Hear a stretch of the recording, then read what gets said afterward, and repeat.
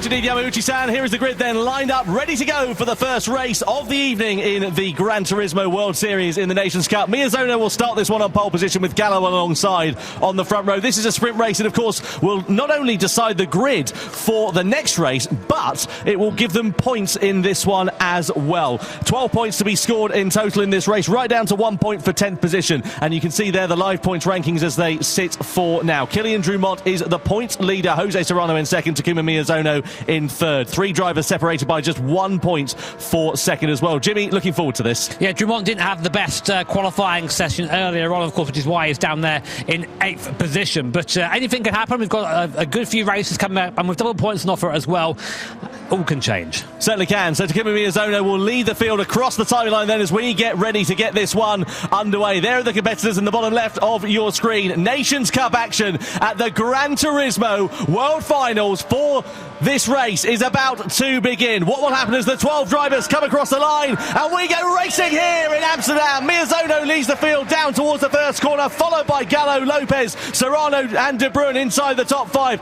Over the crest of the hill we go. A fast and frightening first couple of corners as they're pretty blind. We don't really hit the anchors until a couple of corners later. And given the fact that the field is quite spread out due to the rolling start, don't expect any moves in the first couple of corners, but especially as we get onto that long back straight and head in towards the hairpin at the end of it, that's when I'm sure we'll see the drivers making their first overtakes for position. Ricardo leading NSX, leading F40. Miyazono, Gallo and Lopez breaking away from the front of the pack. Also going with them is Jose Serrano. But we're about to get to our first big straight here and our first big slipstreaming opportunity. Who's got the power? Let's find out. Miyazono leads. We go into the dark, into the tunnel for the first time here. Awesome to see all these cars out on track together. Gallo there, deep in the slipstream, big speed in the background. Will he go for a move though? Down towards the left, and he does. Gallo goes up into the lead. Easy move there for him, using that straight line speed of the NSX, and up into the lead goes Valerio Gallo. Miyazono does try and come back at him, not quite there. Koki Lopez actually getting past Serrano in the background too, but then also having to vie for position with the AMG driver, so this is getting already pretty feisty. Yeah, pretty feisty at the back as well. Stroza and Barbara have come together, and there's an investigation going on for that incident, but pretty calm up in front, but for those couple of overtakes. Down through into the final sector we go. You can already see a bit of daylight beginning to build between Gallo and Miyazono. Lopez and Serrano are going to have to be a bit careful if they don't get involved in squabbling for position for third place, because if they do, they will be set to lose a fair bit of time, and it might be difficult for them to make up that deficit as the race progresses on. Meanwhile, the end of the first lap, Gallo it is at least. Lopez picks up a penalty then for track limits, presumably there. Half a second penalty for him. That will drop him behind Serrano when he serves it. And crucially, will it drop him behind the likes of De Bruyn, maybe into the clutches of Carrazza for 5th or indeed 6th place. Lopez also a little bit wide at that first corner. That leaves him under pressure here from Serrano. And the Spaniard in 4th place rather, can't take this lying down. He's got to make every opportunity count while he can. Up the inside as we go through into the left-hander, into the tunnel. Serrano up and through into 3rd place. Runs it a little bit deep, but Lopez won't have any chance of retaliation into the next right-hander. Yeah, you can see these guys squabbling. Has sort of brought Kai De Bruyn back into the fray. In 5th place currently is the Dutch driver in the R32 GTR. Drumont has made his way up to 6th position there just behind him. So good recovery so far, but what an awesome lineup of cars. I always say this when we use these cars. It's so nice to see all these guys, all these cars on circuit together. This is what Gran Turismo for me is all about right now. Valerio Gallo leading the way in that NSX down on the straights. That looks like a rocket down the straights, Tom, that thing. Yeah, it's pretty handy in a straight line, isn't it, that Honda NSX? So that's good news for him. Meanwhile, behind you see Serrano and Lopez. Serrano very sideways. There must have been contact going into that left-hander, because Serrano was fishtailing all over the shop going through there. Lopez still sitting in 4th place, and he's got that half-second penalty to serve, as we know, this time around. Drumont, meanwhile, has managed to escalate himself up a few places into 5th from 8th on the grid, and Sasaki likewise up from 10th into 7th position as well. There's a right gaggle of cars here. Oh, Jimmy, there's an R32 Nissan GTR. You might recognise that. The best car in the field, I think, mate, honestly. So Kai De Bruyn, of course, a man with taste, as he chases Kylian Drumont, and also another very cool car, the Mark IV Supra. So Supra versus Skyline. We're on board now with the Frenchman, Kylian Drumont, and there now is Kai De Bruyn sitting just behind him.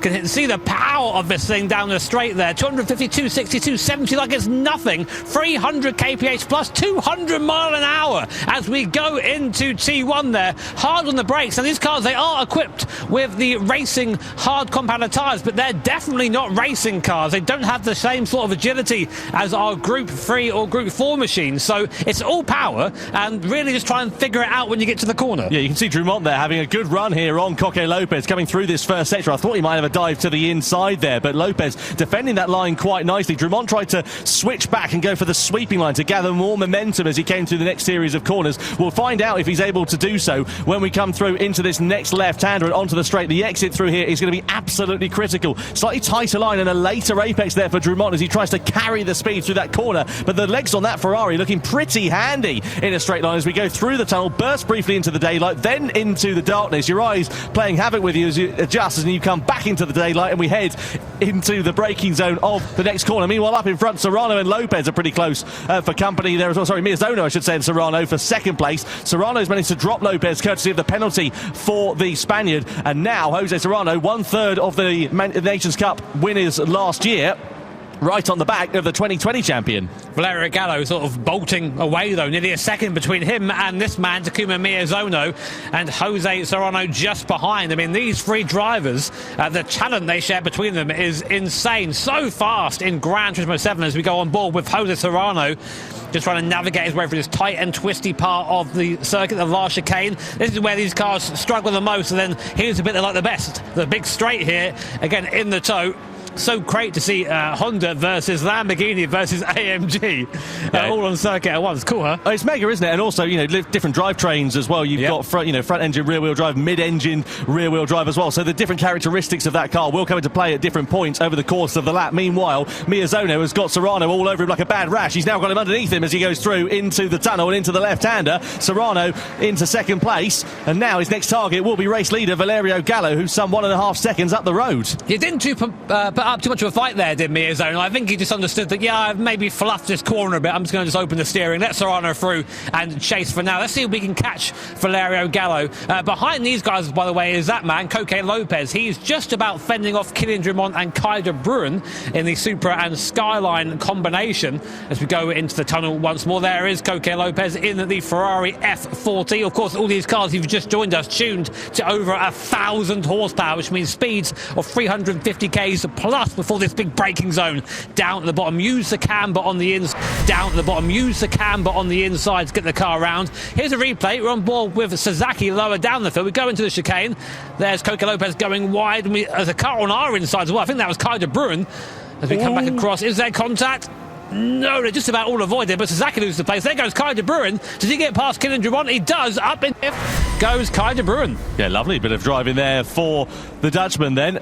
Just lost out to De Bruin on that last lap, though. Must have made another mistake, unfortunately, there for the Dutchman. But good overtaking nonetheless. And that just goes to show how the seas can part when you're racing in such close quarters. So just a reminder, this race, 12 points on offer for the victor. Kylian Drummond was the man who was leading the points. If the checkered flag fell now, according to our point standings, he would drop down to 4th. Gallo would inherit the lead of the championship by 2 points going into race 2. But there's still plenty of time left to run, and plenty of time for the complexion of this one to change as we head on to the start of the halfway point of this race. On board with Karatsa. Not seen too much of him in this race. He's in the R34 GTR, the Spec 2 Neo, which goes for 40 billion trillion pounds nowadays. don't ever look for how much that car costs nowadays. Oh, Sasaki, look at that. That's a lunge on the inside of De Bruin going through into the left-hander. I didn't think he was going to make that stick. De Bruin ran a little bit wide. He manages to live to fight another day, but that's a warning sign there, isn't it, for the Dutchman? I like the traction there of the four-wheel drive from the R32 just pulled him out of that a little bit. But, as you say, Sasaki looking all over the back of Kai de Bruin as we come now into this left hand. It just seems to have a bit more cornering speed, a bit more able to rotate that car with that mid-engine layout. The rear engine layout the Porsche is famous for, but you see down the straights, Kai's gone. Yeah, the four-wheel drive really helping out Kai de Bruin in terms of the corner traction, and that really pays dividends, especially when you are on a long straight such as this. Sasaki just has no answer to it, so clearly the Japanese driver knows that his strength is in the twisty bits, in the corners, and that's where De Bruin in the R32 Skyline is beginning to struggle. Drummond, meanwhile, up the road, now on the back of Coque Lopez, looking to try and find his way past. No, you're not having a fever dream. You have got a Ferrari F40 and a Toyota Supra battling for position here in this race, down through into the left-hander, and surely it's only a matter of time before Drummond starts to attack here. Yeah, this Supra is pretty much everyone's perspective of what every Supra is. Like 1,000 horsepower and chasing a Ferrari to go heavy in the brakes, or runs into the back of Coque Lopez there. A little bit of contact. Killing Drummond, I think he just sort of let off there and let Lopez keep the position, because you can't bump and run there. You will get a penalty from our live stewards behind the scenes. But look at the legs on that Ferrari out of the corner, so fast in that first part of the acceleration zone. It's only towards the end of the straight does the Supra come back towards it again. So we're really seeing some strengths and weaknesses of these different cars. Of course, the cars all picked by the drivers after their sector qualifying earlier on. So these are all cars that they've chosen to be in. You see Kylian Drummond there trying to find his way through on the inside. There's a half a gap appearing here. He'll be a brave man if he can stick it through. And he does. Kylian Drummond makes a late lunge there on Coque Lopez. The door was only slightly ajar, but Drummond elbowed his way past and up into fourth place. Didn't even invite him, did he? He's like, all right, okay, there it is, off I go. So Drummond now in that Supra, has he been released now? That's the question. Was he being held up by Coque Lopez? But the gap now to this front three drivers is now 4 seconds. Serrano now battling with Valerio Gallo for the race lead. Looks to the outside round this left hand. It's going to be a long way around for Jose Serrano. Does he make it work or not? No, he's on the high side. Gallo comes back on the low side. Great clean racing between these two drivers, and Gallo just chops him off there. Says, no, you know what? No more. I'm taking the line. And I have to say right now, Serrano looks a little bit more racy than Gallo does. Looks like he has the pace at the moment. Yeah, just looking at the pace last time around, Serrano 45.7, Gallo 46.2. I know, of course, Serrano would have had the advantage of the slipstreamer down that long back straight, but still that's a good pace difference between the two. Serrano fastest overall in the first sector this time around, despite being behind Gallo. Gallo runs a bit deep into the penultimate turn. That's a warning sign there. He'll live to fight another day, can park it on the apex, but now he needs a good run out of this final corner, which he does manage to get, and just thwarts the challenge of the Spaniard for the time being. But we come across the line then to start lap 7 at Trial Mountain. Just a reminder, of course, 12 points on offer here in this race, and it could be set to change the championship order. What, Serrano there going for the drift entry? I'm not sure he meant to do that. I think he panicked a little bit there. It's so funny seeing Gallo come through there all just sorted out and gripped up, and Serrano just all sideways, but kept the car in one place, but definitely lost a bit of time doing that, but putting on a good show for our Dutch audience here. Through the first sector again. 7 laps down, 10 of 10 and 3 remaining. See how ginger they're having to be on the power going through there as well, just trying to get the power down, aren't they? They've got a lot of performance, these cars, 1,000 horsepower, but the stopping power, by comparison, it's like the brakes are made out of old biscuit barrels at this point, because they just don't want to slow down when they get to a corner. I mean, to be fair to most cars, stopping from 350 kph isn't the easiest thing in the world, as we're about to see that now. 360 kph I saw there from Jose Serrano, and he almost, as Tom says, misses his braking, almost touches the back of Valerio Gallo there, and you can see there he's just hardly able to control this V8 under the hood of this AMG here. Now in the background, Miazona is starting to slowly come back into the picture, but Serrano's definitely the fastest of these first three, but he just can't find a way by Gallo at the moment. See the live points rankings then. Gallo, if the checkered flag fell now, would be the winner going into the second race of the evening. 3 races to come here tonight in the Nations Cup to be crowning our world champion of 2024, and it is still very much all to play for, especially with double the points on offer for the final race of the season. Out of the final corner we go, across the timing line then to start lap 8 out of 10 here at Trial Mountain. On board we ride here with Jose Serrano. There's some good battles going on further down as well. Sasaki and Lopez pretty close on track for 5th place. Karatza not far behind Kai de Bruyne for 7th position as well. Coming over the crest of the hill through into that left-hander. Serrano a bit more composed this time through there. I think he learned from his last lap, didn't he? Look how much closer he is because of it. Now, if he's this close going to the tunnel, it's almost a guaranteed overtake. But Gallo has been very, very strong through this first sector all race. So let's watch on board. Jose Serrano locked on to the rear end of the NSX, although Gallo not looking too quick through here this time. This might be Serrano's chance to strike. You can see some drivers when we're in different cars being quite aggressive and soaring their way at the wheel. You can't afford to do that in these production powered machines. It's like driving a spoon through treacle, isn't it? They're just so smooth through those corners, so ginger on the power, so careful on the brakes and on the steering as well. They've just got to try to not upset the balance of the car and keep it as neutral as possible. Here's the slipstream though for Jose Serrano. Bit of a warning shot there for Gallo, but Serrano wasn't close enough on this occasion, so he's going to need to be a bit closer next time around to try and pounce and challenge for position. I really thought he was close enough that time to have a go, but apparently not. Maybe a bad exit or just thinking better of it. Looking back now from the rear wing of the Honda NSX driven by Valerio Gallo, a man with lots of GT accomplishments underneath his belt. Very, very talented driver from Italy, and pretty much these events don't feel the same if he's not here. As we go down to the chicane, come on to lap 9 very shortly. It'll be just 2 laps to go for Valerio Gallo and his first win in this Nations Cup Grand Final. I've got to say, I love this Honda NSX as well. It is so nice to see it out racing here in Gran Turismo 7 in the World Finals. I saw one in real life when we were in Tokyo earlier this year, and I could almost have jumped for joy. It's just such a spectacle to behold. Yeah, it really is. I mean, great to see all these cars out on circuit. Of course, 2 seconds, we've got a replay. Here's Suzuki and Koke Lopez.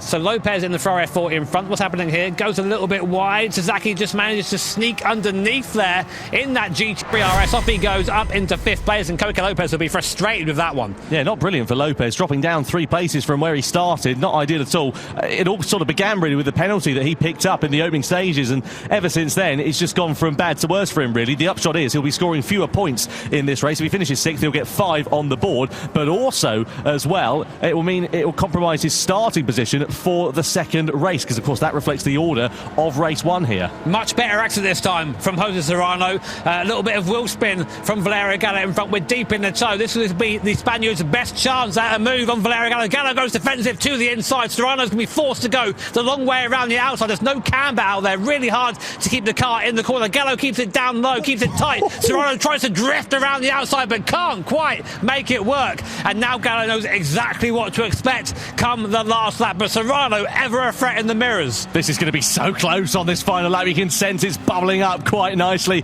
Will it boil over though for any of these drivers as we head towards the final tour here at Trial Mountain? We've seen a couple of mistakes creep in for Valerio Gallo over the course of this race. Seems to have ironed them out though in the latter parts of this, and is parking his car exactly where Jose Serrano doesn't want it. So down into the final chicane we go. Gallo it is that leads from Serrano. This is for pole position and of course for maximum points in the championship as well. Out of the final corner we go. Gallo it is that leads Serrano. I don't think the Spaniard will attack in towards turn 1, not unless he's a brave man, but we know he is a brave man. Surely he's not going to think about it making it stick. No, he lifts off, decides to wait for the right opportunity as this lap unfolds. Yeah, I mean, he knows that he can get close enough there, but I mean, I would have been tempted if I was Serrano just to put a nose in, just to see if I could distract. Valerio Gallo goes for a dive into the tunnel. Gallo sees it late, just about runs the speed around the outside there, still holds the inside line. Serrano still second for now, but Gallo he's fully aware of the Spaniard just buzzing around in his mirrors. One small mistake and Serrano's going to be there. Serrano needs the run of his life through these next couple of corners as Robbie Heck picks up a warning for colliding with another car through this left-hander. It is all about the exit. Serrano's pretty close to Valerio Gallo. He'll have the advantage of the slipstream, and he is closer than he was before. This is going to be the opportunity that Serrano's been looking for to go for the race lead. Gallo knows that, goes defensive, but I'm sure it's not going to be in vain as Serrano pulls alongside the Italian. Side by side we go as we burst into the daylight,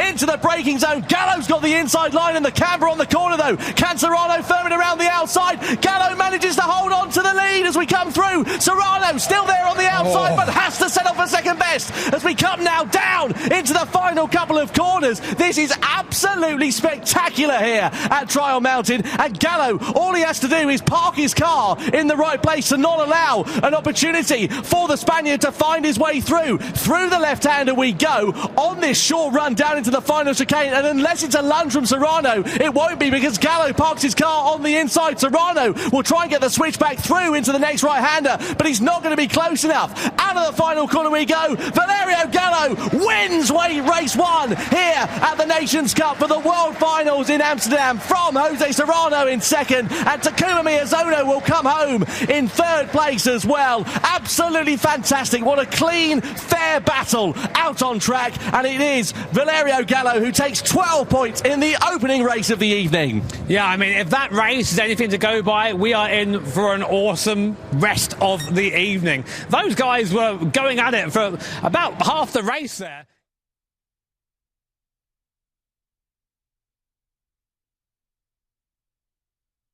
You